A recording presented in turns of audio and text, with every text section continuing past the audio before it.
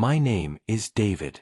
For as long as I can remember, our house felt like the kind of place where small, ordinary rituals stitched everything together. Mornings began with the same routine, the kettle singing on the stove, Emily moving through the kitchen in her slippers, humming some song she'd heard on the radio. She liked her coffee black, no sugar, and she left a little note on the fridge for me most mornings, a crooked heart, a quick, have a good day, sometimes a silly doodle of a dog. It was the kind of tenderness that never shouted. It simply showed up. Michael, my younger brother, was practically family by habit more than blood. He lived a few blocks away, but he might as well have lived next door. On Sundays he'd drop by with a six-pack and a story that started worse and somehow ended funnier. He loved to help in the garden, his hands always smudged with soil. He'd tease Emily about her terrible tomatoes and, in the same breath, bring her a bouquet of wildflowers from the park. They laughed a lot when they were together. So did I. We had birthdays, barbecues, Christmases with too many lights and an oven full of wine-stained lasagna. There are photographs, 1,000 frozen smiles, arms around shoulders, the glow of fairy lights, the exact way Emily's face softened when she looked at Michael as if he were still a boy she liked to fuss over. We were not perfect, but nobody is. We argued about bills, about the thermostat, about whether to replace the cracked pantry shelf. Those were the small things that passed like weather. What mattered to me was the ordinary trust, that Emily would be honest, that Michael would be at the game on Friday night, that we would, at the end of the day, sit at the kitchen table and share the quiet that comes after a day has been lived. That quiet is what I miss the moment I realize it's been punctured. But at the beginning, here, now, everything is small and warm. I remember the early spring light that pours through our dining room window, catching the little dust motes that dance when Emily laughs. I remember Michael's ridiculous beard one winter, the way it made him look like a storyteller from some old movie. I remember thinking, more than once, how lucky we were. An ordinary life, full of ordinary comforts. And because the life was ordinary, I learned every crease and habit like lines on my palm. So I noticed the things that didn't belong, a folded napkin in the coat pocket, a message left unread on the kitchen counter, not as alarms, but as tiny misfits in a familiar picture. They felt, at first, like small cracks in the plaster, barely worth mentioning, easy enough to fix. It started so subtly that I almost convinced myself it was nothing. Emily began spending more evenings out. She'd tell me she was meeting her old college friends for dinner or staying late at the office to finish reports. I wanted to believe her. I did believe her, because why wouldn't I? For 10 years, she had never given me a reason not to. Michael, meanwhile, seemed to be around less. He stopped dropping by on Sundays, said work had been eating him alive. But I'd still see his car parked near the cafe 2 blocks from Emily's office. A coincidence, I told myself. A small town like ours makes for strange overlaps. Then there were the phone calls. Twice, I answered our home phone late at night, half asleep, only to hear silence on the other end. The first time, I thought it was a wrong number. The second time, I caught a breath, a familiar breath, before the line went dead. Emily was in the shower, steam curling under the bathroom door. Her phone sat on the counter, screen dark. One Tuesday evening, Emily came home smelling faintly of a cologne she'd never worn before. Not perfume. Cologne. I teased her about cheating on me with a department store clerk, and she laughed, but there was a flicker, the smallest hesitation, before she rolled her eyes. It was gone in an instant, but I felt it. Even the way she spoke about Michael had shifted.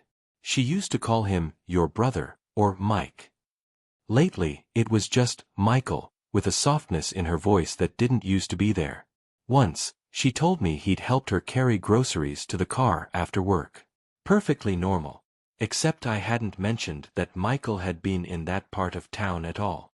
I told myself I was overthinking it. That maybe I'd been too tired from work, too on edge from the long winter. But there's a part of you, deep down, that knows when something isn't just in your head. It doesn't shout. It whispers. And by then, the whisper was starting to feel like the first rumble before a storm. The truth didn't slam into me all at once. It came in fragments, careless, jagged pieces that didn't fit until they suddenly did.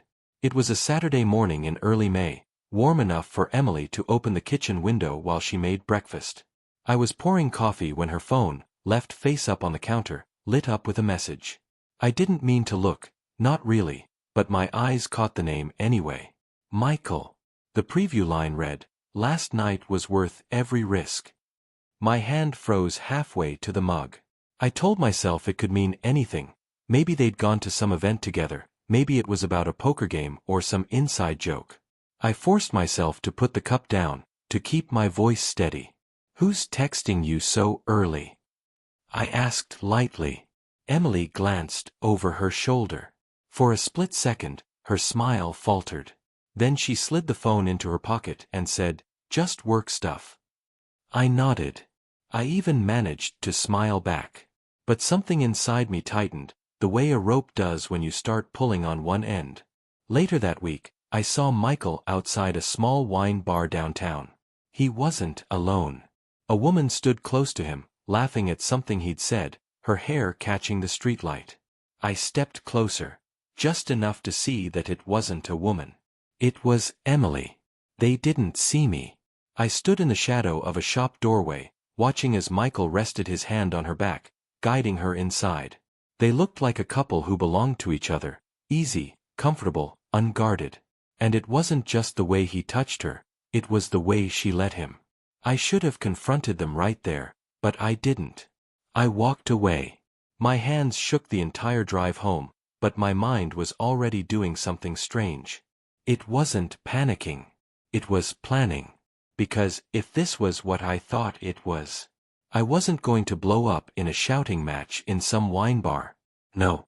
If they'd betrayed me, I was going to make sure the truth destroyed them in ways they couldn't predict. That night, I didn't sleep. I lay in bed, staring at the dark ceiling, listening to Emily's slow, steady breathing beside me. She slept like someone who had nothing to hide. Or maybe like someone who believed she would never be caught. Every rise and fall of her chest felt like a quiet insult, a reminder that while I was lying awake with questions, she was sleeping peacefully, probably dreaming of the man who was supposed to be my brother. The moment at the wine bar played over in my head in a loop. The way her hand brushed Michael's arm. The way his body angled toward hers, protective and claiming at the same time. The softness in her face, a softness she hadn't looked at me with in years. I could hear her laugh, the same one I'd fallen in love with, now belonging to someone else. There's a particular kind of pain when betrayal comes from two people you trusted most. With an affair, you can tell yourself it's about passion, about temptation, about something your partner was missing. But when it's your brother, it's something deeper. It's a theft of history, of loyalty, of blood. By 3 a.m, I'd stopped feeling hurt and started feeling cold. The decision had formed in my mind without me even realizing it. I would not confront them right away. I wouldn't give them the satisfaction of seeing me explode, wouldn't hand them the control over the story. If I was going to lose them, they were going to lose everything. The first step was gathering proof. I needed more than a blurry glimpse outside a wine bar. I needed something undeniable, something they couldn't lie their way out of. I started with Emily's phone. I never touched it before, never felt the need. But now, when she showered the next evening, I took it off the charger and began scrolling. The messages from Michael weren't labeled with his name, she'd changed it to Claire, probably one of her real friends. But the tone was impossible to mistake. Thinking about you all day. Wish I could fall asleep with you tonight. Next weekend, same place? There were photos too. Selfies in hotel rooms, wine glasses in hand, his arm always just out of the frame, but his reflection caught in a mirror once. I saved them all to a hidden drive. The next step was surveillance. I bought a small motion-activated camera online and installed it in the corner of our living room. I told Emily it was for security, because of the recent break-ins in the neighborhood. She nodded, even thanked me for keeping us safe. Within a week, I had video. Michael letting himself in with the spare key, for emergencies. Emily meeting him at the door, her face lighting up like it never did for me anymore. A kiss. Slow at first, then deeper. It was all in high definition, date and time stamped. I didn't rush. I let it build, week after week. I acted normal, kinder, even. I made her coffee in the mornings, offered to run errands, asked Michael about his job when we accidentally ran into each other. All the while, my collection of evidence grew. Bank statements showing shared expenses at restaurants and hotels, emails about trips I'd never heard of, even a receipt for a necklace I never saw Emily wear at home. It became almost mechanical, this gathering of proof. I'd come home from work, check the footage, transfer files, lock them away in the folder I'd labeled Final Day. And as I did, something inside me shifted. I wasn't the betrayed husband anymore. I was the architect of their collapse. By the end of the second month, I had everything I needed. That's when I bought the envelope, heavy, cream-colored, the kind you'd use for a wedding invitation. I filled it with every piece of evidence, neatly organized. The first page was a printed note in bold. Emily, I know. Good luck. Just beneath it, the divorce papers. I sealed the envelope and placed it in my desk drawer. It was strange, but I felt no urge to act immediately. Timing would be everything. And when the right moment came, I wanted them both to remember it for the rest of their lives. Once the envelope was ready, I didn't let myself rush. I knew that if I confronted them in the wrong moment, they'd find a way to twist it, turn themselves into the victims, paint me as the jealous, paranoid brother and husband. No. I wanted the truth to be undeniable, public, and to hit them both when they least expected it. The opportunity came sooner than I thought. Emily's birthday was coming up. She'd been talking about having a quiet dinner at home with just the three of us. The suggestion alone was almost laughable, the perfect chance for them to be in the same room, pretending everything was fine, never realizing I'd already stripped their little secret bare. In the weeks leading up to it, I played my role perfectly. I bought her a small necklace from a store she loved, wrapped it carefully, and even hinted about making her favorite lemon cake. I called Michael and told him I'd appreciate it if he came early to help me set up. He agreed without hesitation, probably thinking it was his chance to play the doting brother. Meanwhile, I kept gathering the smallest details, not because I needed more proof, but because I wanted to understand how deep it went. One night, I overheard Emily on the phone in the kitchen while she thought I was asleep. She was speaking in a low, soft voice, the kind people use when they want to be close without touching. "Yeah, I can't wait," she said, a pause, a little laugh. "You always know how to make me feel like I'm the only one in the room." I didn't have to wonder who was on the other end. The day of the dinner came. I woke early, cleaned the house, and prepared the table as if nothing in my life was fractured. The envelope sat in my study drawer, waiting like a loaded gun. I'd decided exactly how the evening would go. Michael would arrive first. Emily would come home from a quick errand, looking surprised but pleased to see us both getting along. We'd have dinner, laugh, pretend, until dessert. That's when I'd hand Emily her gift, the envelope. Michael showed up right on time, bringing a bottle of wine. He smiled the same easy smile I'd seen my whole life, but now it looked like a mask. He talked about work, about some promotion he was up for, his voice just casual enough to sound rehearsed. I nodded, played the part of the supportive brother, even clapped him on the shoulder. When Emily came through the door, her eyes lit up, not at the sight of me, but at the sight of him. It was quick, almost imperceptible, but I caught it. That flicker of warmth that you can't fake. I saw Michael's hand twitch slightly, like he wanted to reach for her, then remembered I was there. We sat down to dinner. I'd made roast chicken with rosemary, her favorite, and she complimented me between bites, laughing at some story Michael told about a clumsy coworker. If a stranger had walked in, they'd have thought we were the picture of a happy family. But underneath the surface, I was counting the seconds. When the plates were cleared and the lemon cake appeared on the table, Emily leaned back in her chair with that content little sigh I'd seen 100 times before. I smiled at her, genuinely this time, not because I felt love, but because I knew what was about to happen. "I've got one more thing for you," I said. I reached into the study and came back holding the cream-colored envelope. I placed it in front of her gently, like it was fragile. She looked at it curiously, glancing at Michael, who raised an eyebrow. "What's this?" she asked, her voice light. "Your real present," I said. "Go ahead. Open it." She slid a finger under the seal and pulled out the first page. Her eyes scanned the bold letters. "Emily, I know. Good luck." Her smile faltered. She flipped to the next page, the hotel photos. Then the bank statements. The messages. The video stills. Her breathing quickened. By the time she reached the divorce papers, her hands were trembling. "What is this?" she whispered, though her voice was already shaking with the answer she knew. I stood, pushing my chair back slowly. "It's everything you didn't think I'd see. Everything you thought you were getting away with." Michael's face drained of color. He reached for the papers, but I pulled them away. "Don't bother. There's a copy with my lawyer. And another with HR at your company, Michael. I hear they take a dim view of employees who spend company time in hotel rooms." Emily's voice cracked. "David." I cut her off with a quiet, almost polite, "Good luck."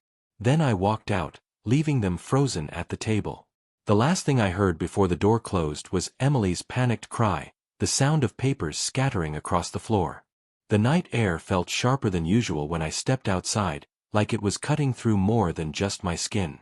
I didn't take the car, I walked. Each step down the street was slow, deliberate, like my body was making sure I didn't turn back. I didn't need to. Whatever was happening in that dining room now would unravel on its own. Halfway down the block, my phone buzzed. "Emily." I ignored it. 10 seconds later, Michael's name flashed. I silenced that one too. By the time I reached the park at the end of our street, I had 6 missed calls and 3 unread messages. I didn't open them. I didn't have to. I could already picture the contents: apologies, half-truths, maybe even some desperate attempt to shift the blame. I sat on a bench under the streetlight, listening to the hum of the city in the distance. For the first time in months, I didn't feel the weight in my chest. There was no satisfaction yet, no victory lap, just a strange, hollow clarity.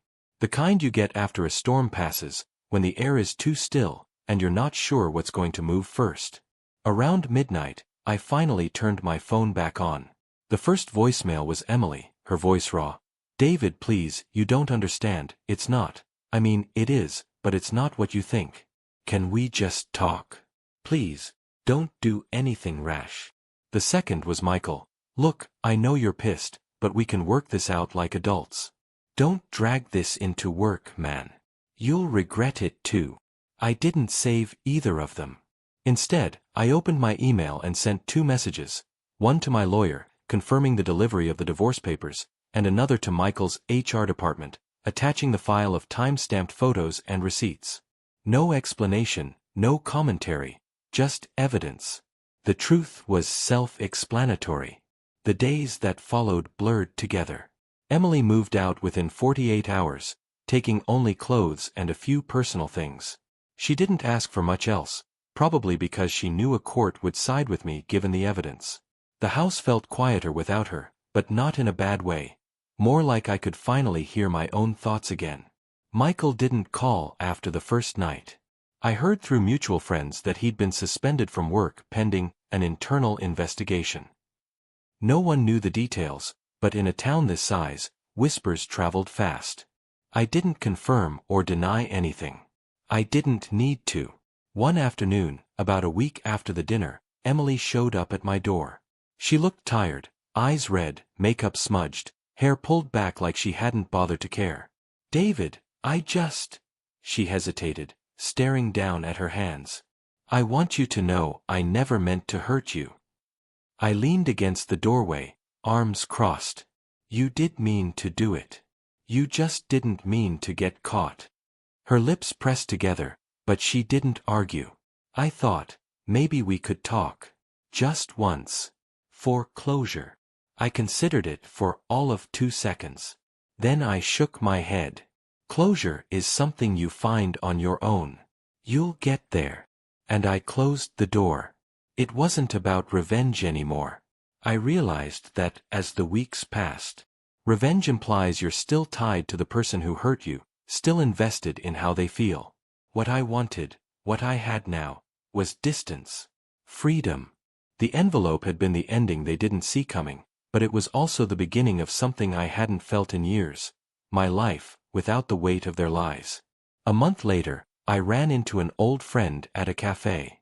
She'd heard some drama had happened but didn't know the full story. I told her only what mattered, that I was doing fine. That sometimes, the best thing you can give someone who's betrayed you isn't a second chance, it's your absence. She smiled. Sounds like you're finally sleeping at night.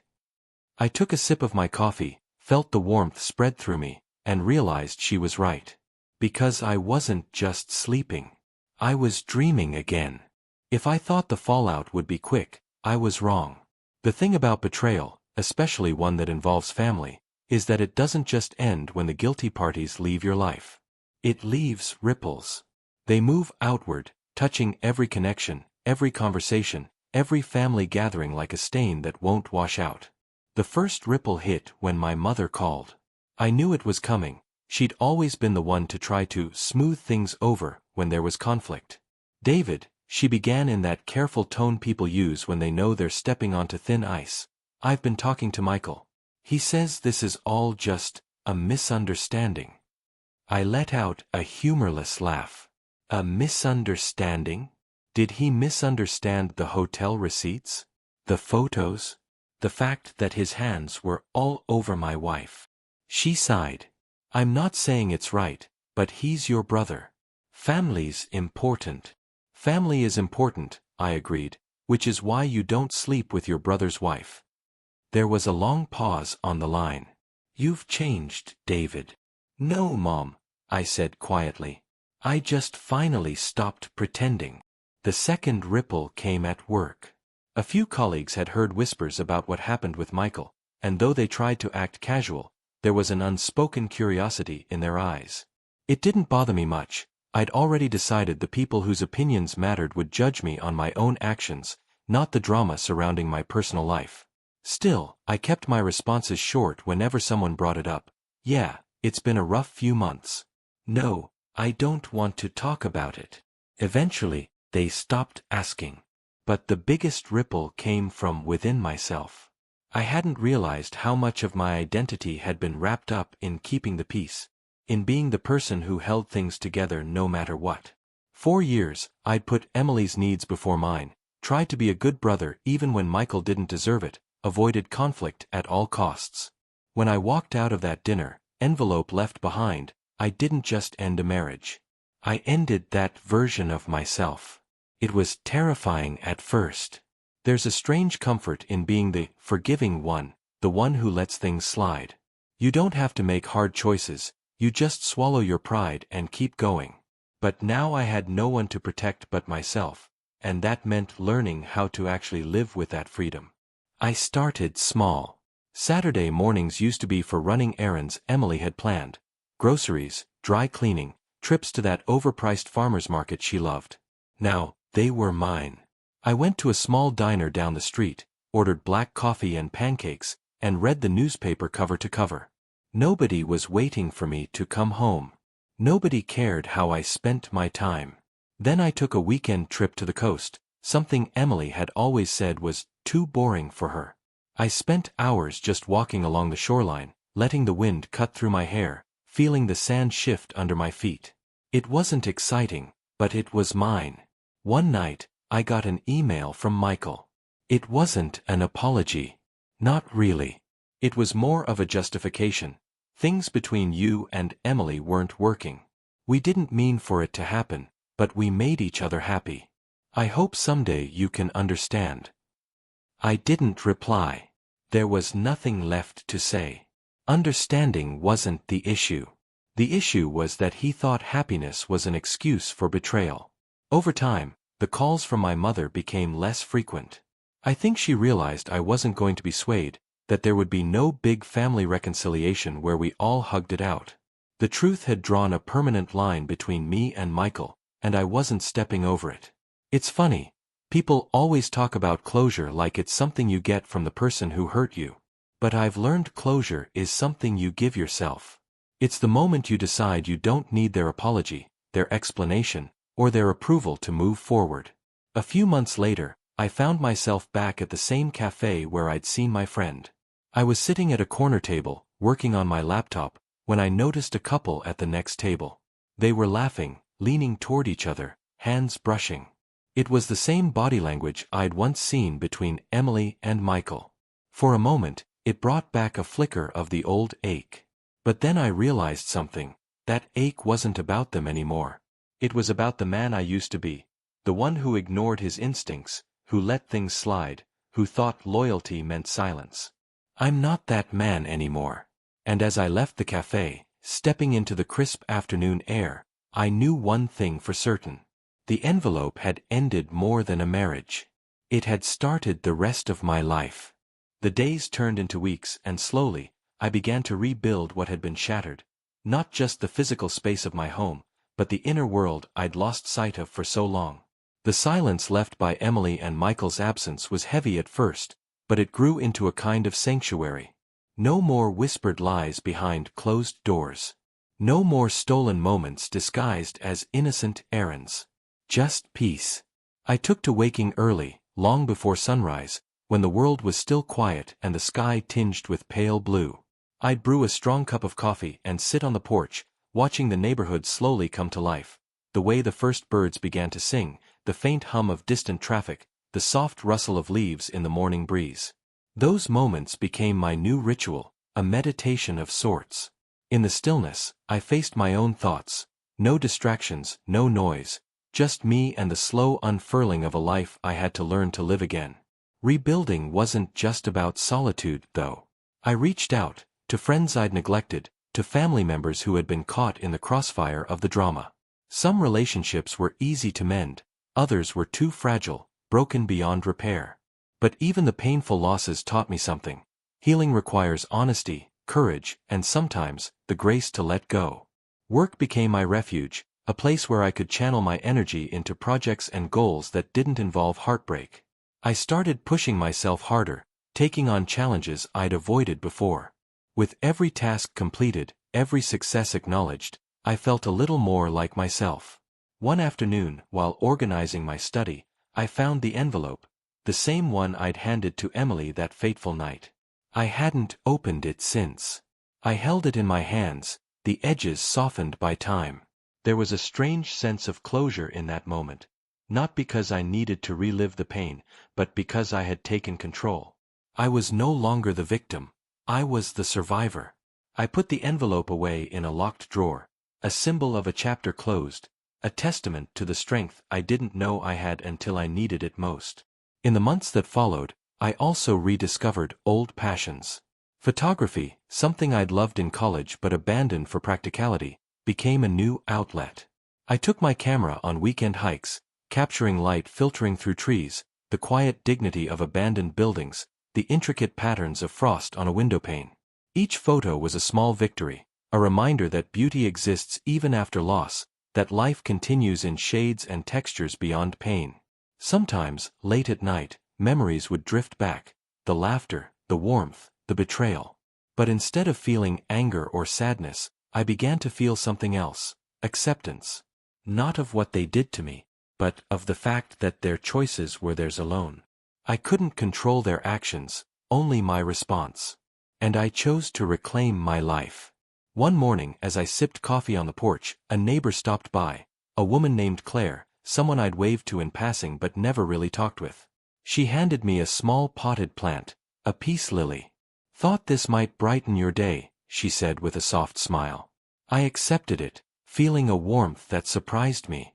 It was a small gesture, but in that moment, it felt like a bridge back to connection, to community, to kindness, to hope. That's when I realized something important. Healing isn't a destination, it's a journey. It's the collection of small moments, choices, and connections that slowly stitch your heart back together. It's waking up and deciding, again and again, to move forward. And for the first time in a long time, I was ready. As the sun rose higher, casting golden light across the neighborhood, I stood up and looked out over the street. The world was vast and unpredictable, sometimes cruel, sometimes beautiful. But it was mine again. And I was ready to live it fully. The weeks turned into months, and with each passing day, I found myself more settled in the new life I was building. It wasn't always easy. There were still moments when a memory would surface unbidden, or when loneliness crept in quietly during the evening hours. But those moments grew shorter, and my resilience grew stronger. I started going to a local community center, joining a photography club where I met people who shared my interests.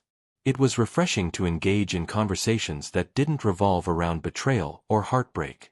For the first time in years, I felt like I was expanding beyond the confines of the pain that had defined so much of my recent past. One afternoon, during a weekend hike organized by the club, I found myself standing on a ridge overlooking a valley bathed in golden sunlight. The view was breathtaking, miles of forest stretching to the horizon, the sky a clear blue canvas. I raised my camera, framing the shot carefully, and pressed the shutter. In that moment, it felt like I was capturing more than just a landscape. I was capturing a new chapter, one filled with hope, with possibility, with a sense that I was finally moving forward. Back home, I began to write again, something I hadn't done since college. It started as a way to process the whirlwind of emotions, but soon it became a habit. I wrote about the pain, yes, but also about resilience, about the unexpected gifts that come from facing your darkest moments. One evening, I shared some of my writing with Claire, the neighbor who had given me the peace lily. She encouraged me to start a blog, to share my story with others who might be struggling. At first, I hesitated. Vulnerability was still a foreign territory. But her faith in me gave me courage. The blog grew slowly but steadily. Readers reached out, sharing their own stories of betrayal, healing, and hope. I realized that while my pain had been deeply personal, it was also universal. People connected with honesty, with the raw truth of struggle and survival. Through writing, I found a new purpose. My story was no longer just about loss. It was about rebuilding, about reclaiming control, about the power of starting over. One day, I received a message from a woman named Sarah, who wrote that my blog had helped her through a recent divorce. She thanked me for reminding her that she wasn't alone, that healing was possible. Her words hit me harder than I expected. It wasn't just about me anymore. My story was reaching beyond my small world, touching lives I hadn't even imagined.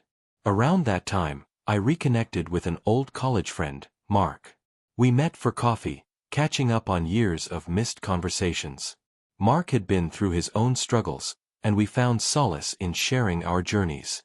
We started hiking together on weekends, exploring new trails and old memories. The companionship was quiet but comforting, a reminder that friendship could be a balm for wounds that still ached. Slowly, I began to think about what I wanted next. The anger and bitterness that had once consumed me were fading, replaced by something quieter but more profound, acceptance. Acceptance that some things cannot be changed. Acceptance that pain is part of life. Acceptance that moving on doesn't mean forgetting, but rather choosing to live fully despite it. One spring morning, as the cherry blossoms bloomed outside my window, I sat down with my camera and notebook. I felt a sense of peace I hadn't known in years. The road ahead was uncertain, but it was mine to walk.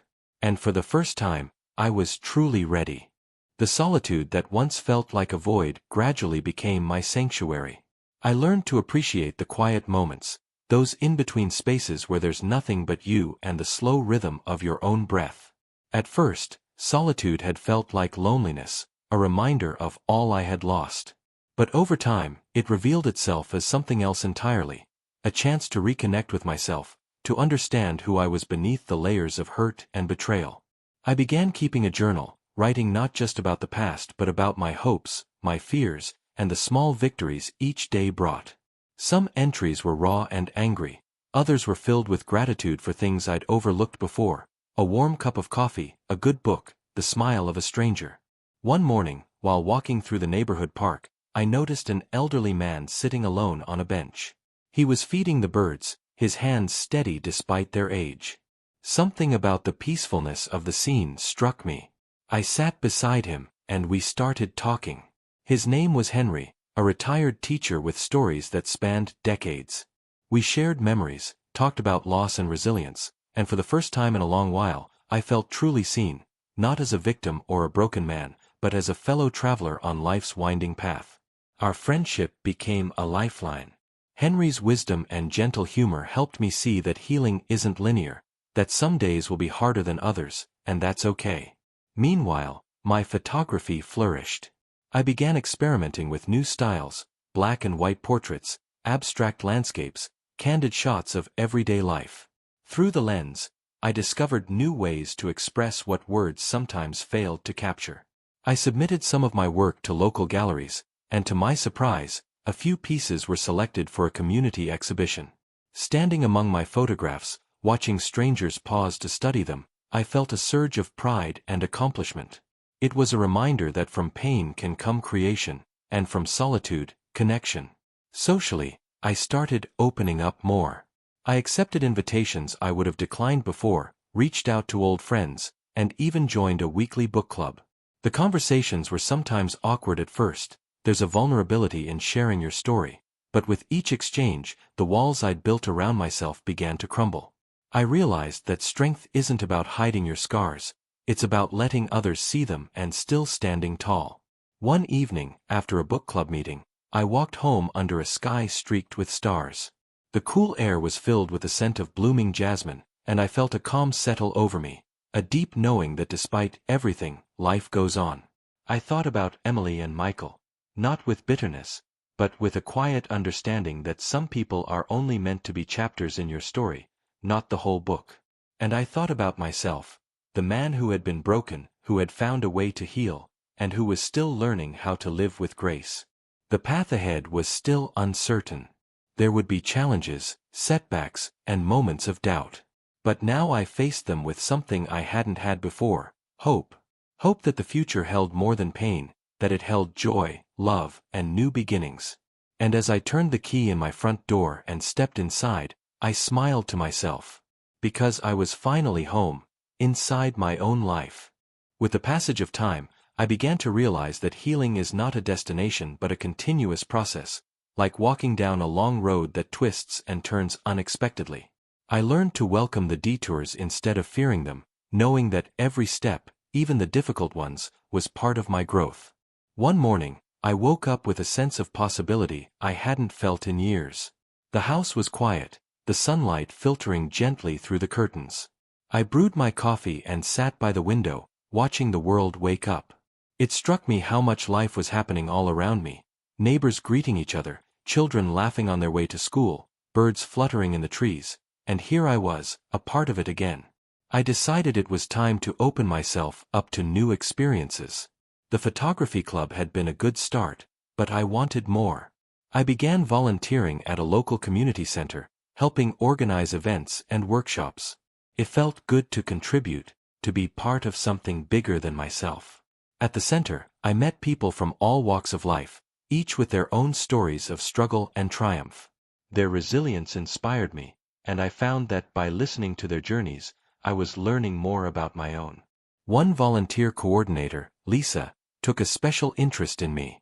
She was warm and encouraging, always ready with a kind word or a thoughtful question. Over time, our friendship deepened. She didn't pry about my past, but when I shared, she listened without judgment. One afternoon, after a particularly fulfilling day at the center, we sat in a cafe nearby, talking about dreams and fears. For the first time in a long time, I felt comfortable sharing my hopes for the future. Not just cautious plans but genuine excitement. Gradually, our friendship blossomed into something more. It was slow and gentle, like a sunrise breaking through a long night. There was no rush, no pressure, just two people discovering the possibility of connection after pain. With Lisa, I found laughter again, the kind that bubbles up unexpectedly and fills you with lightness. I found someone who saw me for who I truly was, scars and all, and still chose to stay. Life continued to unfold in unpredictable ways. I faced challenges at work, moments of self-doubt, days when the past crept in like a shadow. But now, I had tools to cope, writing, photography, friendship, and the quiet strength that comes from facing pain head-on. One evening, as Lisa and I walked through the city park under a canopy of stars, she took my hand and said, "You've come a long way, David. I'm proud of you." Her words filled me with a warmth I hadn't expected. It wasn't just pride, it was acceptance and love. I realized then that new beginnings aren't about erasing the past. They're about carrying it with you, learning from it, and choosing to build something beautiful despite it. Months later, I published a collection of my writings and photographs, a testament to my journey from heartbreak to healing. The response was overwhelming. Messages poured in from strangers who found comfort in my words, who saw their own struggles reflected in my story. It reminded me that even our darkest experiences can create light for others. As I closed the final chapter of my book, I felt a deep sense of peace. I was no longer defined by betrayal or loss but by resilience and hope. And as I looked ahead, I knew the road would continue to wind, but I was ready to walk it with courage, openness, and an open heart. Because sometimes, the hardest endings are just the beginning of something new. The arrival of spring brought more than just blooming flowers and warmer days, it brought a subtle shift within me. I noticed how the sunlight filtered through the budding trees, casting patterns of light and shadow across the sidewalks, and it reminded me that life is never just one shade, it's a mix of light and dark, joy and pain. I began to embrace this complexity, accepting that healing wasn't about erasing scars but about integrating them into who I was becoming. Each morning I woke with a renewed sense of purpose, and each night I reflected on the progress, however small, that I had made. One afternoon, I attended a local art exhibit featuring works from emerging photographers. Walking among the photographs, I felt a kinship with the artists, strangers who, like me, used their cameras to capture moments of vulnerability, strength, and transformation. I approached one of the artists, a woman named Mia, whose black and white portraits conveyed raw emotion. We struck up a conversation that lasted hours, delving into the ways art can heal and connect. Mia invited me to collaborate on a project exploring stories of personal growth, and I eagerly accepted. Working with Mia reignited my creative spark. Together, we crafted images paired with written reflections, each piece telling a story of struggle and resilience. The project culminated in a gallery showing that was both cathartic and inspiring. Visitors shared their own stories, many moved to tears, grateful for a space to feel seen and understood. Beyond art, my relationship with Lisa deepened. We traveled together to quiet coastal towns and vibrant cities, exploring new cultures and landscapes. Each journey was a chance to create fresh memories, to replace old pain with new joy. Lisa's unwavering support grounded me. When doubts crept in, her belief in me was a beacon. She taught me the importance of vulnerability, the courage to show up fully, even when it's scary. At work, I took on leadership roles I'd once shied away from, mentoring younger colleagues and advocating for mental health initiatives. Sharing my story openly encouraged others to speak up, fostering a culture of empathy and understanding. Looking back, the betrayal I once thought would break me became a catalyst for transformation. It forced me to confront uncomfortable truths, to let go of toxic loyalties, and to rebuild my life on a foundation of authenticity. Now, when I walk through the park or sit by the window with my camera, I do so with gratitude. For the pain that taught me strength. For the solitude that revealed my resilience. For the new relationships that bring warmth and light. Life is still unpredictable, there will be challenges ahead. But I face them with an open heart, knowing that every ending carries the seed of a new beginning. And in that truth, I find peace. As I continued down this path of renewal, I realized there was one final hurdle I needed to face: forgiveness. Not forgiveness for Emily or Michael. I wasn't ready for that, and maybe I never would be. But forgiveness for myself. For years, I'd carried a heavy burden of guilt and self-blame, wondering if I'd missed signs, if I'd been too trusting, too patient. I questioned whether I'd done enough to keep our marriage alive, whether my love had fallen short.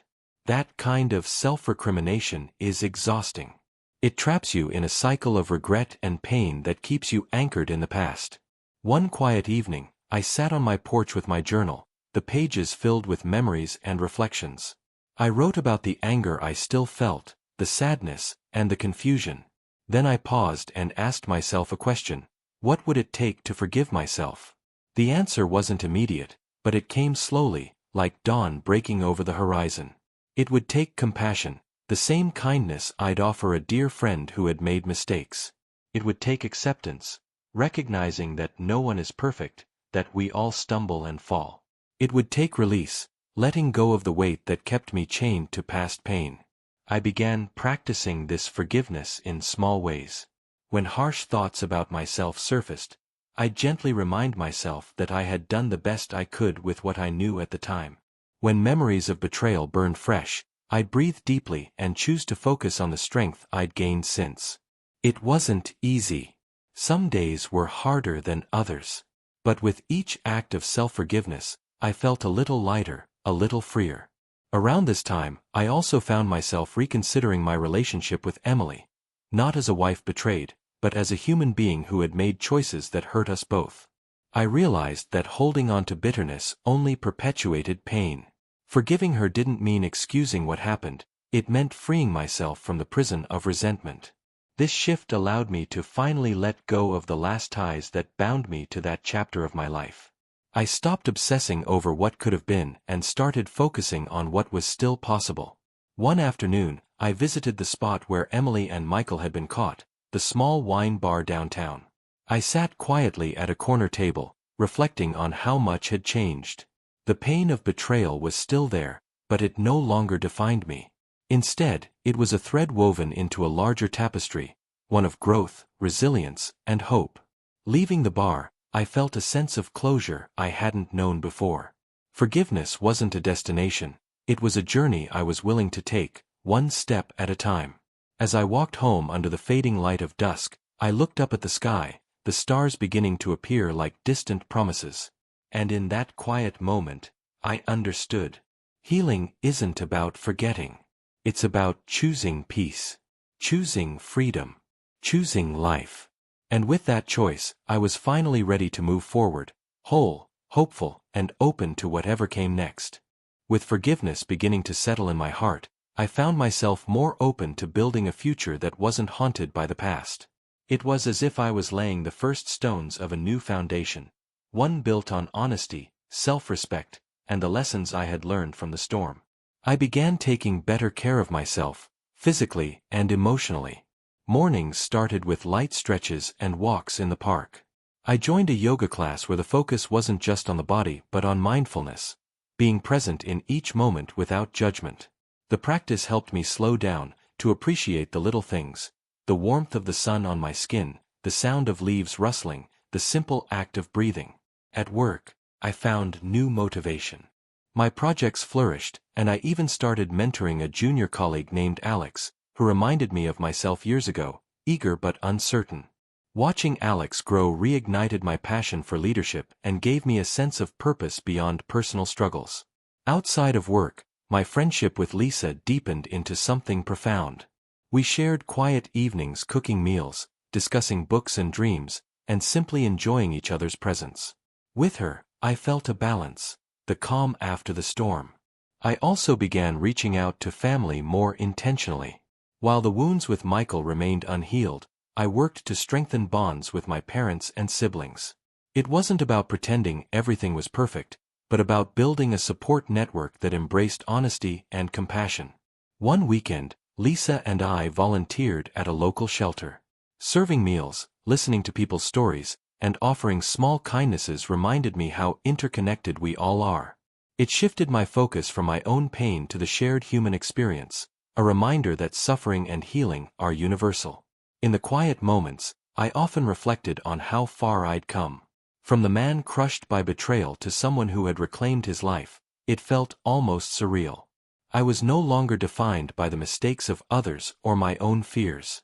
Instead, I was defined by resilience, growth, and a willingness to embrace change. A particularly meaningful moment came when I visited an old tree in the park, one I'd passed countless times but never truly noticed. Its gnarled branches stretched wide, roots deep in the earth, weathered by seasons but still standing strong. I sat beneath it and thought about how much like that tree I was, shaped by storms, scarred but unbroken. That afternoon, I pulled out my camera and captured the tree's intricate textures, the play of light and shadow on its bark. It became a symbol for me, strength in vulnerability, beauty born from struggle. As days turned to months, I found joy in simple routines: morning coffees, evening walks, shared laughter with Lisa, creative projects that allowed me to express my journey. I understood now that life's true beauty lies not in perfection but in the courage to keep moving forward despite imperfections. Looking ahead, I didn't know what the future held: new challenges, surprises, maybe even new loves. But I faced it with open eyes and an open heart, ready to build upon the foundations I had carefully laid. Because this time, the house I was building was mine, steady, strong, and filled with hope. And for the first time in a long time, I felt truly home. As the seasons changed once again, I found that life was opening up in ways I hadn't anticipated. The freedom I'd fought so hard to reclaim was now a space where unexpected joys could grow, small moments that brought warmth and color to days that had once felt gray and heavy. One Saturday morning, Lisa surprised me with tickets to a local jazz concert. Music had always been a distant pleasure for me, something I enjoyed in passing but never truly immersed myself in. That night, surrounded by soulful melodies and the soft murmur of the crowd, I felt something shift inside. The rhythms stirred memories, hopes, and a sense of connection to the moment that was both exhilarating and peaceful.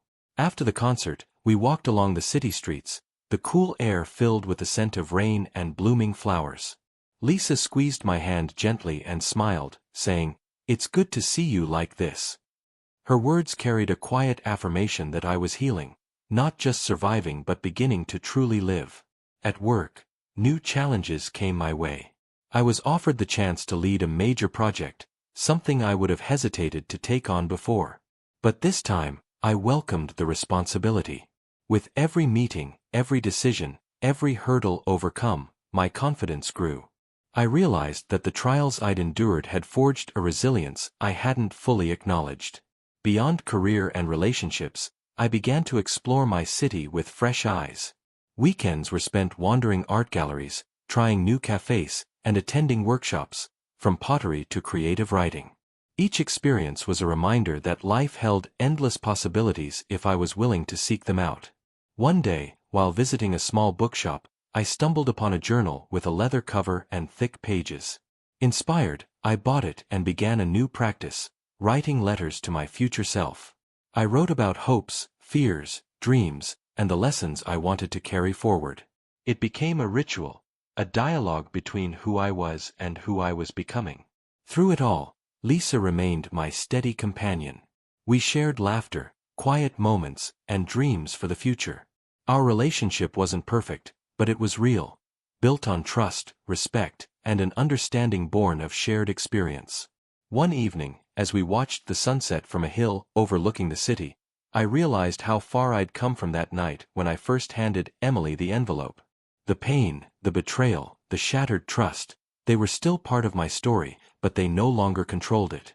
Instead, they were chapters I'd learned from, stepping stones on a path towards something better. I thought about forgiveness again, not just for others or myself, but for life itself. For the unpredictable twists that had tested me, for the heartbreak that had opened the door to healing, for the moments of despair that made joy feel all the more precious. As stars began to appear, scattered across the deepening sky, I felt a profound sense of gratitude. For second chances. For new beginnings. For the courage to open my heart again. And in that stillness, I made a quiet promise: to keep moving forward, to embrace the unknown with hope, and to live fully, no matter what came next. Because life, in all its complexity, was a gift worth cherishing. And I was ready to cherish it. Thank you for spending this time with us. If the story moved you, even a little, let us know. Drop a like, share it with someone who needs to hear it. And subscribe for more stories that stay with you long after the screen fades. Your support means more than you know.